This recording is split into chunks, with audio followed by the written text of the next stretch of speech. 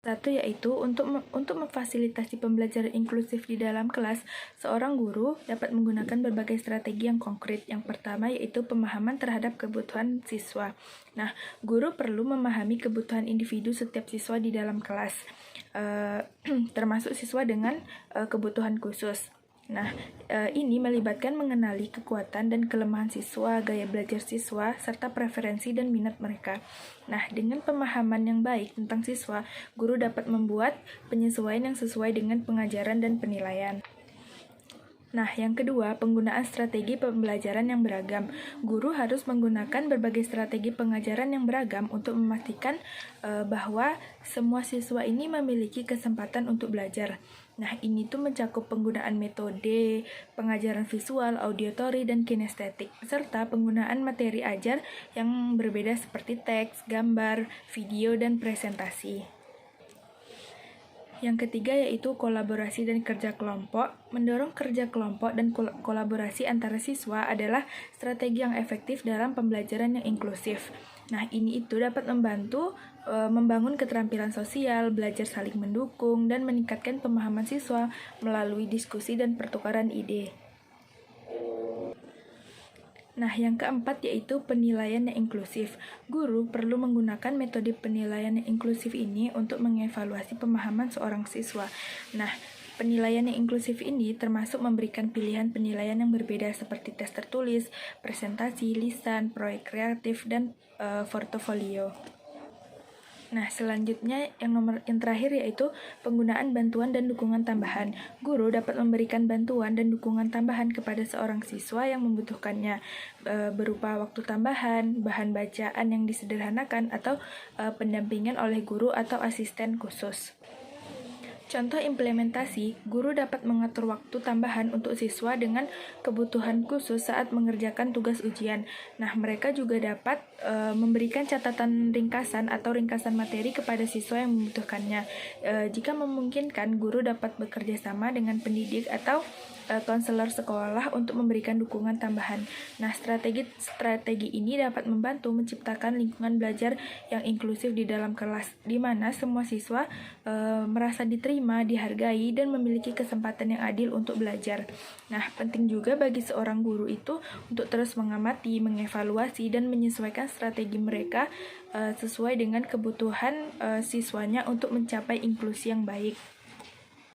Nomor 2, ketika beberapa siswa menunjukkan resistensi terhadap peraturan kelas atau tugas tertentu, penting bagi seorang guru itu untuk mengadopsi strategi pengelolaan kelas yang melibatkan pemahaman yang mendalam terhadap kebutuhan dan motivasi siswa.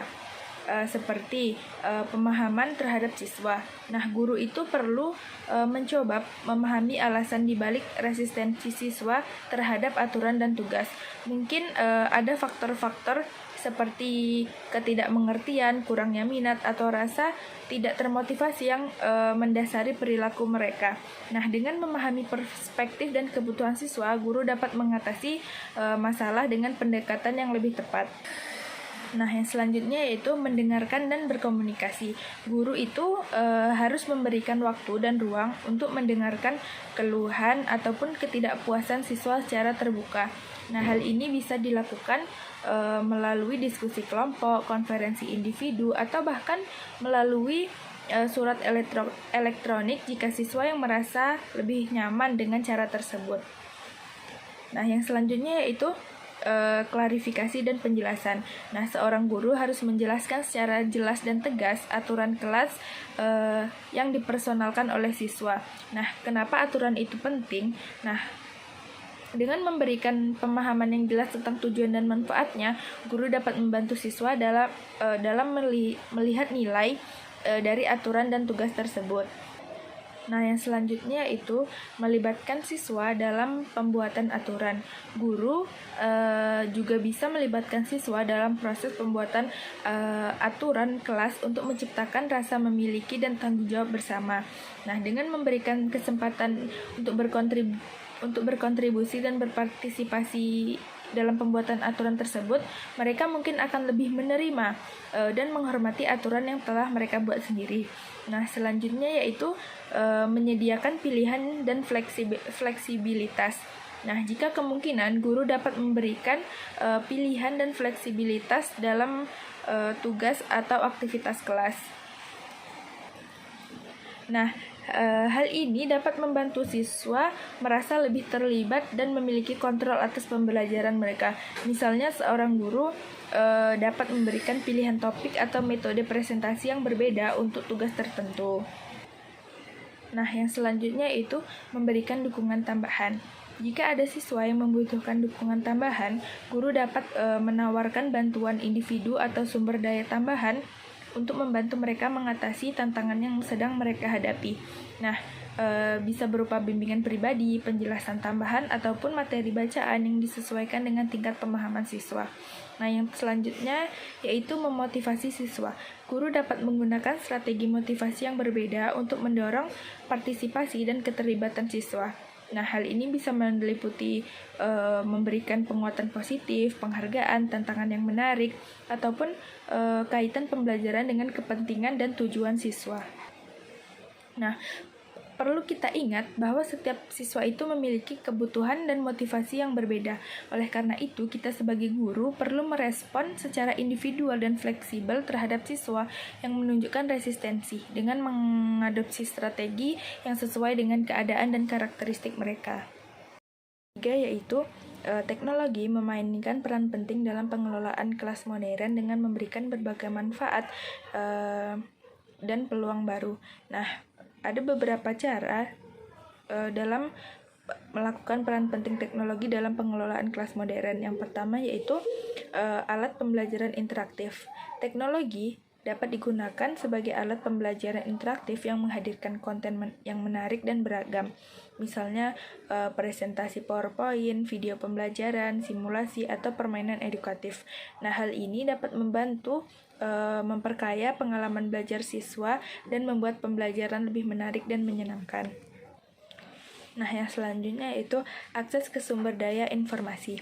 Melalui teknologi, guru dan siswa dapat mengakses sumber daya informasi yang luas secara online. Nah, dengan akses internet, mereka dapat menggali informasi terbaru, mencari referensi, atau mengakses perpustakaan digital. Nah, ini dapat meningkatkan pengetahuan siswa dan memperluas wawasan mereka. Selanjutnya yaitu komunikasi dan kolaborasi. Teknologi memungkinkan komunikasi dan kolaborasi yang mudah antara guru dan siswa, serta antara siswa itu sendiri. Email, platform learning, forum diskusi online, atau alat kolaborasi seperti Google Dokumen mempermudah pertukaran ide, kerja kelompok, dan umpan balik antara guru dan siswa. Nah, selanjutnya itu penilaian dan umpan balik. Teknologi dapat digunakan untuk penilaian dan umpan balik yang lebih efisien dan efektif. Guru dapat menggunakan perangkat lunak penilaian online atau alat pengumpulan tugas elektronik untuk mengumpulkan, menilai, dan memberikan umpan balik kepada siswa secara tepat dan terarah. Nah, selanjutnya itu pengelolaan kelas dan administrasi. Teknologi memungkinkan guru untuk mengelola kelas dan administrasi dengan efisien. Misalnya dengan menggunakan sistem manajemen pembelajaran, learning management system, atau aplikasi kelas. Guru dapat mengatur jadwal, mengunggah materi, mengelola kelas, dan melacak perkembangan siswa dengan lebih mudah. Nah, dengan mengintegrasi teknologi secara efektif, guru dapat menciptakan pengalaman pembelajaran yang lebih dinamis, menarik, dan relevan bagi siswa, sambil tetap mempertahankan hubungan yang erat dan interaksi positif dalam sebuah kelas. Nomor 4 yaitu skenario sebagai berikut. Nah, sebagai seorang guru menghadapi konflik antara dua siswa di dalam kelas, misalnya siswa A dan siswa B terlibat dalam sebuah argumen yang meningkatkan menjadi pertengkaran yang verbal. Nah, pendekatan yang digunakan untuk menyelesaikan konflik tersebut adalah yang pertama yaitu pertemuan pribadi. Nah, secara menyeluruh, guru akan mengatur pertemuan pribadi dengan kedua siswa tersebut secara terpisah. Nah, tujuan dari pertemuan ini adalah untuk memberikan mereka kesempatan untuk menyampaikan alasan dan perasaan mereka tanpa gangguan. Nah, guru akan mendengarkan dengan empati dan menciptakan ruang yang aman bagi mereka untuk berbicara. Nah, yang selanjutnya yaitu pemahaman dan refleksi. Selama pertemuan pribadi, guru akan berusaha memahami perspektif masing-masing siswa. Nah, guru akan bertanya kepada mereka tentang apa yang menjadi pemicu konflik, bagaimana mereka merasa, dan mengapa mereka merespon dengan cara tertentu. Nah, guru akan mendorong mereka untuk merenungkan kontribusi mereka terhadap konflik dan mengenali dampak pada lingkungan belajar.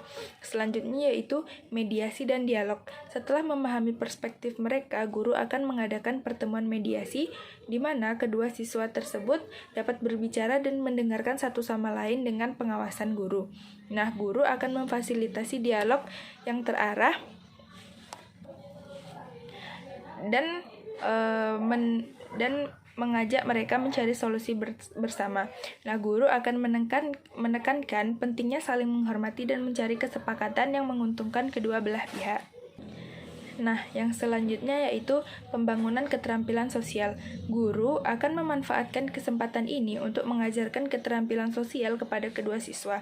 Nah, guru akan membantu mereka untuk mengembangkan keterampilan seperti komunikasi efektif, empati, pemecahan masalah, dan penyelesaian konflik yang konklusif. Nah, guru akan memberikan contoh dan memberikan umpan balik yang positif ketika mereka menunjukkan perbaikan dalam keterampilan sosial mereka.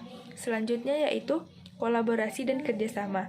Nah, setelah konflik tersebut diselesaikan, guru akan mendorong kedua siswa itu untuk bekerja sama dalam kegiatan atau proyek kelompok dengan memberikan kesempatan bagi mereka untuk bekerja satu sama lain sebagai tim.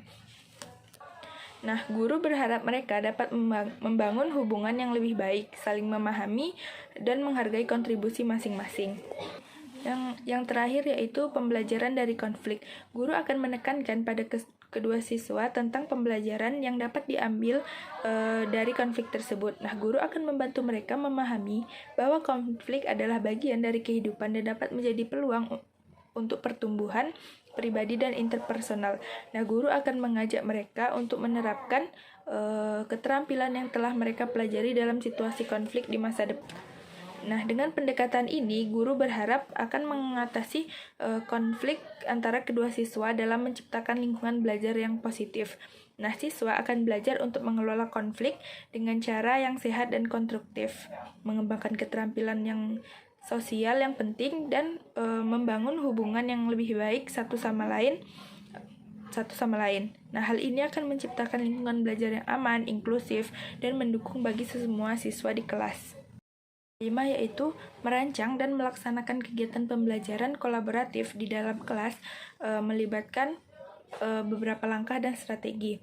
Nah, berikut pula ada contoh pendekatan yang dapat digunakan untuk mempromosikan keterlibatan siswa dan pengembangan keterampilan sosial mereka. Yang pertama yaitu pemilihan tugas yang relevan dan bermakna. Nah, pilihlah tugas kolaboratif yang memiliki relevansi langsung dengan materi pembelajaran dan tujuan pembelajaran. Pastikan bahwa tugas tersebut membutuhkan kontribusi aktif dari setiap anggota kelompok dan mendorong pemecahan masalah, analisis kritis, dan pemikiran yang kreatif. Nah, yang selanjutnya yaitu pembentukan kelompok yang seimbang. Bentuk kelompok dengan mempertimbangkan keahlian, minat, dan kebutuhan siswa. Upayakan memiliki kelompok yang seimbang dalam hal keahlian akademik, kemampuan sosial, dan bakat. Nah, selanjutnya itu pemberian peran dan tanggung jawab. Nah, berikan setiap anggota kelompok peran dan tanggung jawab yang jelas dalam tugas kolaboratif. Misalnya nih, seorang anggota kelompok dapat menjadi pemimpin proyek, penulis, peneliti, ataupun presenter. Nah, hal ini bisa membantu untuk mengarahkan fokus dan memberikan tanggung jawab individual kepada setiap siswa. Nah, yang selanjutnya itu fasilitas dan bimbingan. Nah, sebagai seorang guru, kita berperan sebagai fasilitator dan pemberi bimbingan selama kegiatan kolaboratif. Nah, berikan arahan yang jelas tentang tujuan tugas, harapan, dan proses kerja kelompok selama kegiatan. Tetap aktif dan mengamati, memberikan umpan balik, dan memberikan bantuan jika diperlukan. Pastikan agar setiap siswa terlibat aktif dan terlibat dalam diskusi dan kerja kelompok. Nah, yang selanjutnya yaitu refleksi dan evaluasi. Nah, setelah kegiatan kolaboratif selesai, berikan waktu bagi siswa untuk merenungkan tentang pengalaman mereka. Ajak mereka untuk berbagi pengalaman, tantangan yang dihadapi, dan pembelajaran yang mereka peroleh. Nah, dalam penilaian, berikan penilaian yang seimbang antara kontribusi individu dan kontribusi kelompok, sehingga siswa dapat memahami pentingnya kerjasama dalam mencapai tujuan.